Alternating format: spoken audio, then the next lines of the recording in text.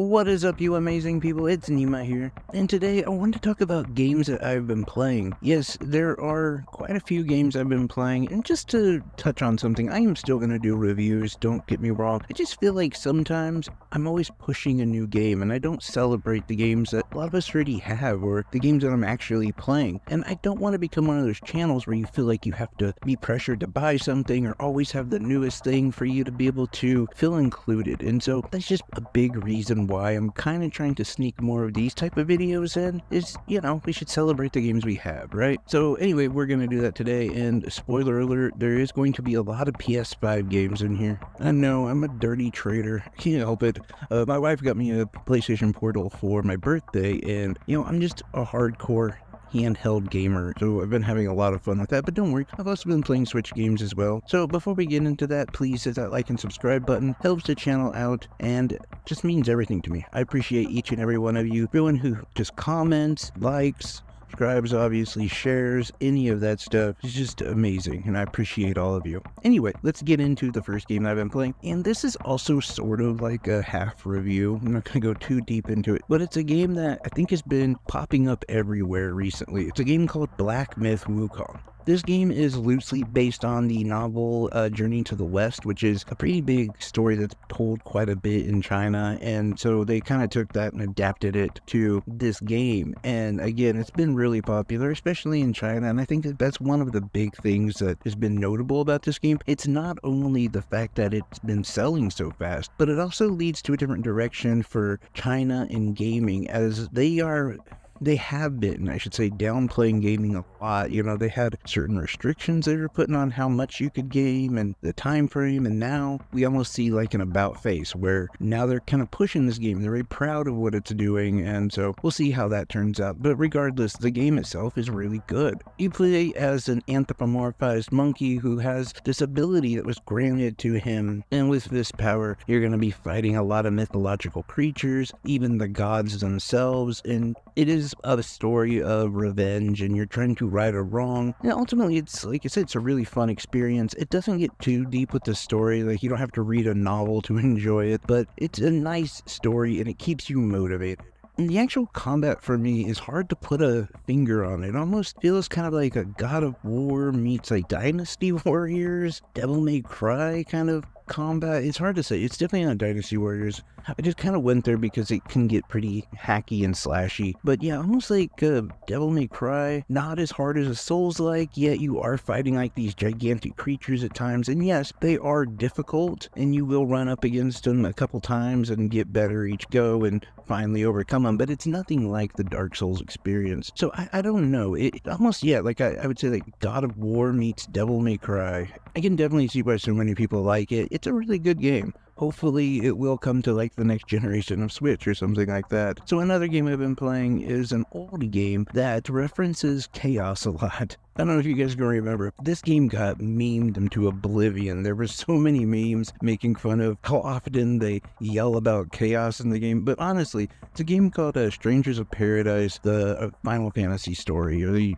origins of Final Fantasy. It's actually really good, okay? I shouldn't say really good, but it's pretty good. And especially for someone like me who loves the Final Fantasy series, but I was just a little too young to get in on some of those old games. When I do go back and play them, I know I'm going to make some people mad, but there's a little bit lacking, especially in the first one. I will grant you number 2 was awesome, so was number 3, but I just personally felt like with Final Fantasy 1 and Mystic Quest, the lack of character development and a lot of the story context just didn't really add up, or it wasn't really good to me. It was fine, it just wasn't great. And so I appreciate them doing this reimagining of the Final Fantasy 1 game, and I think it's kind of a cool idea. Now, it is a Team Ninja game, so it does play like every other Team Ninja game where a lot of combat, it's very fast-paced, and even though I was just complaining about this with the original, there's also a lack of story. There is more than the original, but it's not, I don't know, it doesn't go as far as I would like it to, but that's fine. Like, what they've done here is good. It's very entertaining. It's a lot of fun. I like going back and playing it because seeing characters like Garland and some of those that I know references to, but I'm not exactly familiar with, and actually experiencing the game and these characters and some of the story arcs, and it not be like a chore. Playing Final Fantasy 1 to me was kind of like a chore. This is a little bit more enjoyable, enjoyable. Yes, they could have done a lot more with it, and I think that maybe not saying chaos every 10 minutes would really help, but ultimately, it's a really fun game. The job system is really cool. I like being able to equip your character out and really master a job, but ultimately it's really not that kind of game. It's just a fast-paced action game that tells a pretty cool story. I'm not through it yet, but I have been enjoying it. I definitely think it's cool, and the best part for me was it was on PlayStation Plus, so I didn't have to pay for it. The last PlayStation game I've been playing, and this one I actually hope goes to the Switch too, or I think it could even run on the original Switch. But anyway, it's a game called Kena Bridge of Spirits. So this is one of those games that I actually got when it launched. In fact, this was one of the reasons I got a PS5 is because I heard about this game and that it was a lot like The Legend of Zelda. So I was super hyped for this game, and it was essentially Kena and Hogwarts Legacy. Those were the two reasons I was super hyped for a PlayStation 5. And I ended up buying Kena because it did come out in 2021. So I did end up playing it, but I never got that far into the game. By then, I'd already kind of attached myself to this handheld gaming thing, and I just didn't really have the patience to sit in front of a big TV. Plus, there was just all sorts of other outside issues. In fact, maybe one of these days, I'll do a video about why I'm such a handheld gamer. There's a ton of reasons, but this was one of those casualties to that, and forever seemed to get lost in the ages of my PlayStation backlog. So, of course, when I got the Portal, this was one of those games that I wanted to finish because I did like the story. It's an incredibly emotional story about a girl who is like a spirit guide, and she basically goes to this village that has been overrun by corruption, and it's essentially everyone's dead, but these spirits are still trapped behind, and so you have to help them free themselves from the miasma that is left behind and to ultimately free this village.